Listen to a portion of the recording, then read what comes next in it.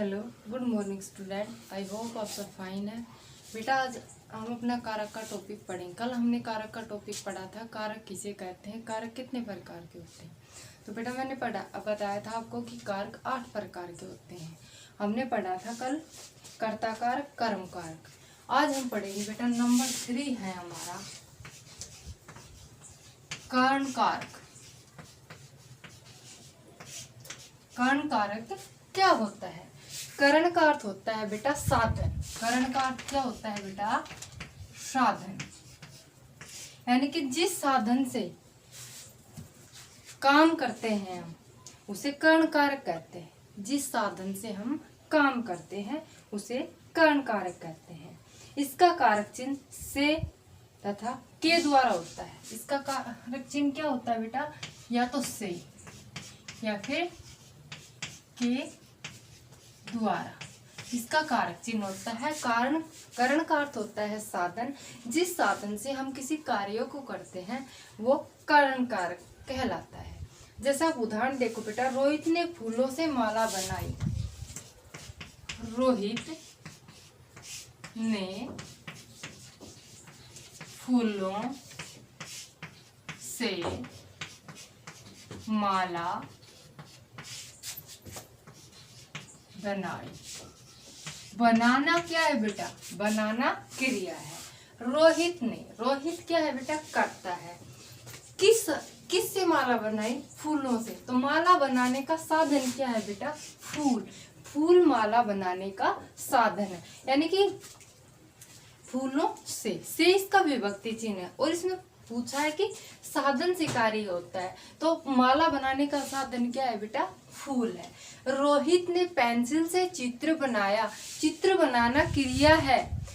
बनाना क्रिया है। चित्र किस साधन से बनाया? पेंसिल से। तो पेंसिल एक साधन है चित्र बनाने का।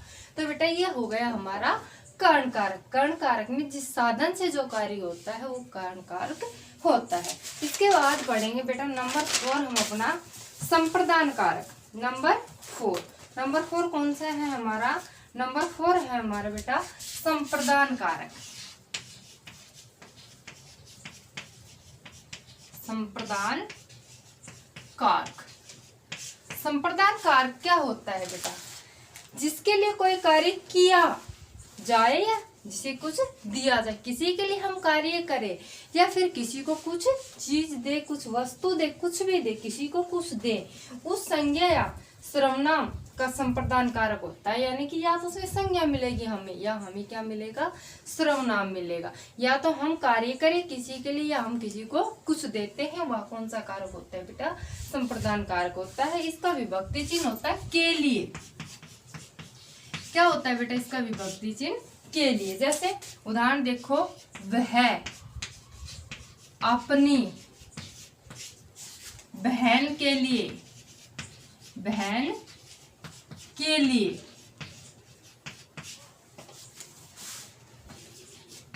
घड़ी लाया।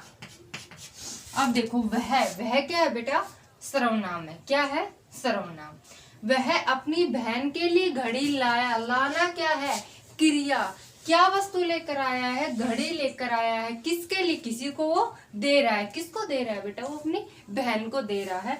तो इसमें इसकी डेफिनेशन में यही बताया गया है कि जिसके लिए कोई कार्य किया जाता है या किसी से कुछ दिया जाता है, तो अपनी बहन के लिए घड़ी लेकर आया है, वो अपनी बहन को घड़ी दे रहा है। तो कौन सा कारक है बेटा? संप्रदान कारक है। बहन के लिए और के लिए इसका विभक्ति चिन्ह भी इसके अंदर आया हुआ है। इसके बाद हम पढ़ेंगे नंबर 5 अपादान कारक। अपादान कारक क्या होता है? अपादान का अर्थ होता है बेटा अलगाव। अपादान का अर्थ क्या होता है? अलगाव।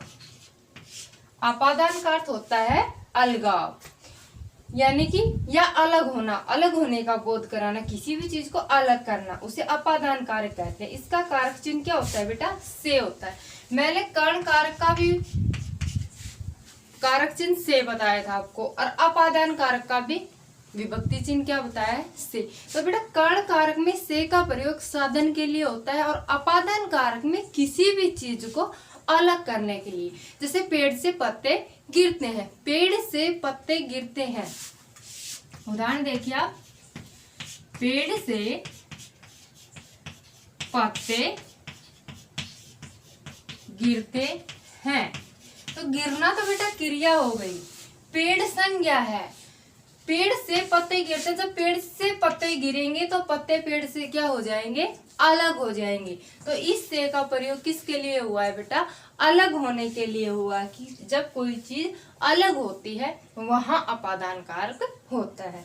आप एक और उदाहरण देखिए, पहाड़ों से नदियां निकलती है। पहाड़ों से, पहाड़ संज्ञा है, नाम है, पहाड़ों से नदियां निकलती है। अब पहाड़ से जब नदी निकल जाएगी तो पहाड़ से नदी क्या हो जाएगी, अलग हो जाएगी, वो उससे अलग निकल रही है। तो बेटा यहाँ पर अपादान कारक है। इसके बाद पढ़ेंगे बेटा हम संबंध कारक। हमारे 3 कारक आज 2 कल कंप्लीट हो गए थे, 3 आज हो गए हैं, और 3 जो कारक बचे हुए बेटा वो हम कल पढ़ेंगे। आज का हमारा टॉपिक यही था, इतना ही था।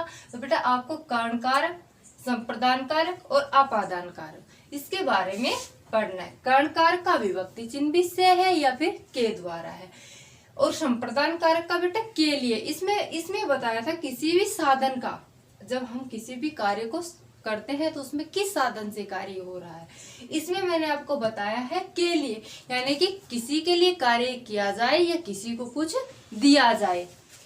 अपादान कारक में बताया गया है कि बेटा अगर अपादान कारक के अंदर अगर कोई चीज, एक वस्तु हो, चीज हो, व्यक्ति हो, कुछ भी हो, उससे अलग होता है। जब कोई चीज दूसरी चीज से, दूसरी वस्तु से अलग होती है, तो अलग होती है तो वहां पर कौन सा कारक होता है, अपादान कारक होता है।